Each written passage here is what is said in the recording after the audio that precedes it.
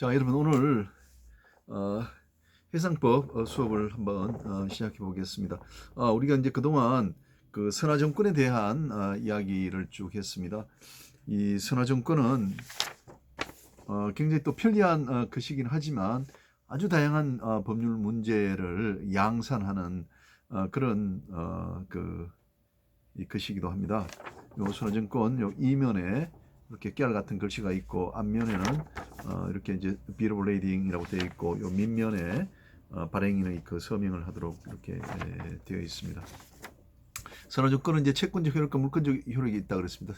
물권적 효력은 우리 이제 상법에 이 그 선화 정권을 소지하게 되면은 이제 그 물건의 점유를 받은 것과 동일한 효력이 있도록 하는 거죠.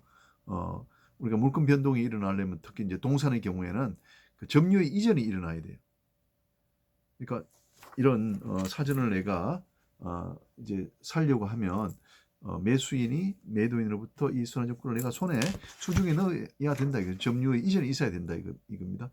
근데 운송 중인 화물에 대해서는 현실적인 인도가 불가능하기 때문에 우리가 이제 상법의 규정에 그 선화증권의 이제 물권적 효력이라는 것을 두어서 이 선화증권을 인도하게 되면은 결국은 물건의 점유가 이전되는 것과 동일하게 법률로서 규정화 시킨 것이죠. 그러니까 이 선화증권의 인도만 있으면은 그 물권적 합의 플러스 점유 이전이 일어나서 그 이제 양수인은 완전한 그 소유권을 취득하게 된다. 그것이 바로 이제 선화증권의 물권적 효력이라고 이야기를 했고요. 그다음 이제 선화증권의 채권적 효력이라는 것은 요 선화증권 여기에 뭐 수량이라든지 이제 무게가 이렇게 적히게 되는데 그 이제 선화증권의 이 유통성을 그 확보하기 위해서 선화증권을 발행하게 되면은 운송인과 요 송화인 사이에는 선화증권에 기재된 것과 동일한 효력이 있는 것으로 선화증권에 기재된 것과 선화증권에 기재된 대로 실었다는 추정이 된다라고 하고 있고 선의 제3자 선화증권을 소지하게 된 선의 제3자와 운송인 사이에는 선화증권에 기재된 대로 실었다는 것으로 간주되는 효력이 주어진다 그랬어요. 우리가 이제 그 손해배상을 이제 하게 될 때는 원고인 그 피해자가 자기 손해를 입증을 해야 됩니다. 그럼 예를 들면 여기에 10개가 실렸는데 내가 받아보니까 9개밖에 없다고 됐을 때 10개가 들어있다고 적혔는데 내가 받아보니까 9개밖에 없어요. 그러면 나는 10개 가격을 신뢰하고 대금을 지급했을 거 아닙니까? 그러면 실제로 받은 건 9개밖에 없기 때문에 한 개에 대한 손해배상 청구를 해야 되겠죠. 그럼 손해배상 청구를 어떻게 하느냐? 내가 받을 때 9개다. 근데 실을 때 10개다. 라고 입증을 해야 되겠죠. 그 모두가 이제 그 화주의 그 입증 책임인 거죠. 근데 상법의 규정에 따르면은 선적한 경우에 선화증권에 기재된 대로 실은 것으로 간주가 되어버리기 때문에 선의 제3자와의 관계에서 운송인은 다른 이야기를 할 수 없는 거죠. 그러면 이 그 선화증권 소지인 원고가 되는 사람은 선화증권만 제시하면 되는 거죠. 그러면 우리 판사님께서 야 실을 때 10개 실렸다고 확정적으로 이야기를 해버리는 거예요. 그럼 내가 받은 건 9개밖에 없으니까 씻고다가 하나가 잘못된 거 아닙니까? 그러면 하나에 대한 손해배상 청구를 이제 운송인이 해주게 되는 것이죠. 그다음 이게 그 송화인과의 관계에서도 송화인은 선화증권을 소지하고 있는 송화인의 관계에서도 송화인이 이것만 제시하게 되면 10개가 실린 것으로 추정이 되기 때문에 이제는 이걸 입증을 송화인이 화주가 해야 되는 것이 아니라 실릴 때 그 개수에 대한 입증을 운송인이 10개가 아닙니다라는 것을 뒤집어야 할 의무를 부담하게 되는 거죠. 그렇기 때문에 이런 입증 책임을 부담하게 되는 운송은 대단히 이제 불리하다는 거죠. 그래서 나온 것이 이제 부지약관 unknown clause죠. unknown clause는 이제 이게 앞면에 said to be 또는 뭐 뒤에다가 unknown clause를 이제 집어넣으면은 이제 내가 받은 수량이나 무게에 대해서 모른다고 했기 때문에 원칙으로 돌아가서 말하자면 선화증권의 물권 채권적 효력이 갖는 그런 것은 더 이상 효력이 없고, 따라서 이제 원고가 되는 화주 측에서 10개가 실렸음을 모두 입증을 해야 된다는 거죠. 그러니까 unknown clause 효력이 인정이 된다면은 운송인에게 대단히 유리하게 된다는 것이죠. 우리 법에서는 그 unknown clause를 기재할 정당한 이유가 있을 때만 그 이제 부지약관의 효력이 유효하다라고 보고 있습니다.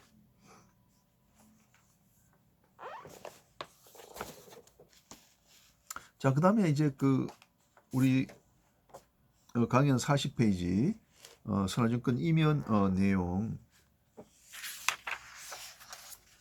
교과서는 이제 330페이지인데 그 운송인 확정을 위한 표지란 게 있어요. 우리 교과서를 보면은 이게 이제 이제 해상법이 재밌는 것이 선박 소유자로부터 우리가 배를 빌려왔지 않습니까? 선박 소유자 배를 빌려왔어요. 그게 내가 이제 정기 용선자예요. 그러면 선장이 선박 소유자에 의해서 선임, 관리, 감독되고 있죠. 그러니까 선장이 그 배를 타고 있어요. 그러면 정기 용선자는 자기의 영업의 목적으로 선장을 활용하는 거죠. 그래서 선장에게 선화증권을 발행해서 화주에게 발행해 주세요라고 이야기를 할 수 있단 말이에요. 그러면 실제로 선화증권을 발행한 그런 운송인은 정기 용선자인데 여기 서명한 사람은 선장이 되는 거예요. 그럼 선장은 정기 용선자의 사람이 아니고 선박 소유자의 사람이죠. 그죠? 그러다 보니까 이 선화증권 뒷면에 어떤 것이 있나 그러면은 이 운송과 관련해서 운송인은 선박 소유자다라는 규정을 두고 있어요. 그럼 과연 누가 운송인이 되는지가 이제 불확실해지는 거죠. 선박 소유자가 운송인인지 아니면 정기 용선자가 운송인인지 그게 불확실해지게 되는 거죠. 그 누가 책임의 주체가 되느냐. 그걸 우리가 이제 identity of carrier clause라고 그래요. 운송인 특정 약관. 그래서 여러분 한편으로 보시면은 정기 용선자가 자기가 운송인이 되었음에도 불구하고 선박 소유자를 운송인으로 해서 자기가 책임을 지지 않으려는 그런 태도가 아니냐고 본다면은 그것은 헤이그 비서비규칙 3조 8항의 위반으로서 그 이제 무효가 되는 것이죠.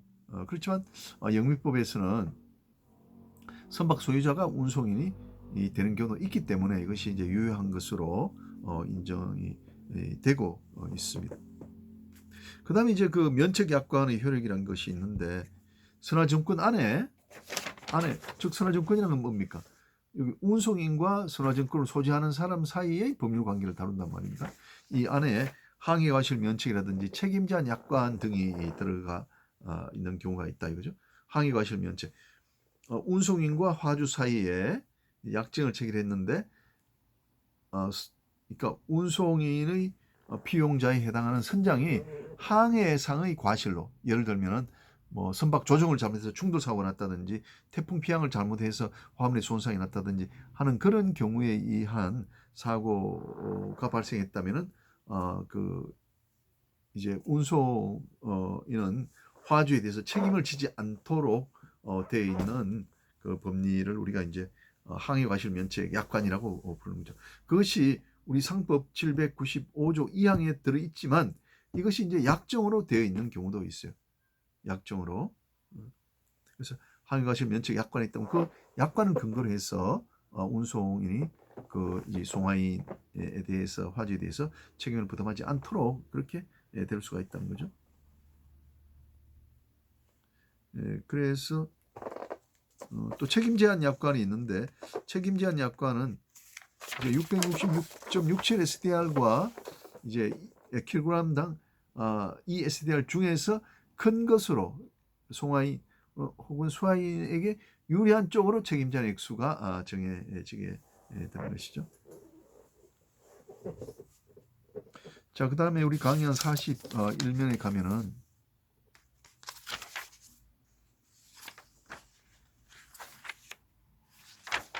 히말라야 조항이 있고, 우리 교재는 336페이지와 337페이지입니다. 제가 이제 지난번에 조금 이야기를 한 것 같은데, 운송인은 자기의 의무를 이행하기 위해서 뭐 선장 이하 선원을 사용하기도 하고 육상에 있는 전문가를 이용하기도 해요.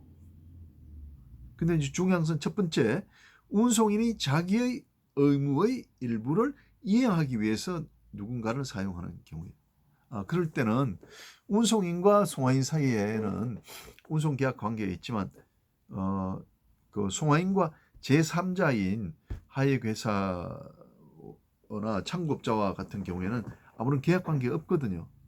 그러면 하역회사가 잘못해서 운송물이 멸실됐다 하면은 운송인은 795조에서 여전히 그 하역 작업에 대해서도 내가 주의 의무를 부담하게 되는 거죠. 주의 의무를 또 부담하고 있어요. 자, 그래서 이제 하역 회사가 물건을 떨어뜨렸다. 그래서 물건이 손상이 났다 하면은 하역 회사는 이제 운송인에 대해서는 채무 불이행 책임을 물을 수 있을 거예요, 그죠? 그 다음에 하역 회사에 대해서는 뭐 계약 관계가 없기 때문에 불법행위 책임을 물을 수 있어요. 근데 운송인의 경우에는 송하인과 그 약정에 의해서 책임 제한이 되도록 되어 있단 말입니다. 그렇지만 이런 창고업자와 하역 회사와의 관계에서는 운송 계약 관계가 없기 때문에 불법행위 책임을 부담하거든요. 그러면 책임 제한이 없지 않습니까? 그런데 그 운송인으로서는 이제 그 하역 회사가 자기가 받는 운임의 일부를 내가 받는 자이기 때문에 그런 자에게 불법행위 청구를 전액 배상하게 하는 것은 맞지 않다, 이렇게 해서 그 사람들도 운송이 누리는 그런 포장당 책임 제한의 이익을 누리게 해주는 것이 맞겠다 해서 어떤 약정을 하나 만들었어요. 그 약정을 이제 그 배 이름이 히말라야라는 배였어요. 히말라야 약관이라는 이름을 만들어서 운송인이나 그 화주가 선장이나 또는 창고업자 하역 회사에게 불법행위 청구를 야기한 경우에도 운송인은 그 이제 면책이 되도록 했다는 거죠. 아니, 운송인이 아니라 그 하역 회사나 창고업자가 이 책임 제한을 할 수 있도록 해둔 것을 우리가 히말라야 조항이라고 부른단 말입니다. 그 조항이 상법 안에도 들어서 798조 2항과 4항. 그걸 우리가 이제 상법 안에 있는 히말라야 조항이라 그러고, 그 외에 이제 그 체결을 하지 못하는 당사자와 다시 한번 이야기할게요. 그러니까 이제 하역 회사 와의 관계에서 불법행위 청구를 했는데 하역 회사는 책임 제한을 할 수 있게 되는 것이죠. 그런데 우리 상법에는 798조 2항에 사용인 대리인만 그러한 책임 제한을 주장할 수 있도록 했어요. 그래서 하역 회사와 창업자와 같은 그런 독립 계약자는 책임 제한을 할 수가 없어요. 상법의 규정에는. 그렇지만 선화증권이라는 약정에는 그런 약정을 체결하면 그것이 유효하도록 되어 있다는 거죠. 이런 조항을 우리가 이제 이제 히말라야 조항이라고 부르는 것이죠. 그래서 하역회사나 뭐 창고업자, 그다음에 뭐 선장 등이 누릴 수 있는 그런 내용은 어떤 것이 있느냐? 이제 포장당 책임 제한이라든지 소멸시효라든지 그다음에 이제 관할의 항변 같은 이제 그런 것들 우리 예로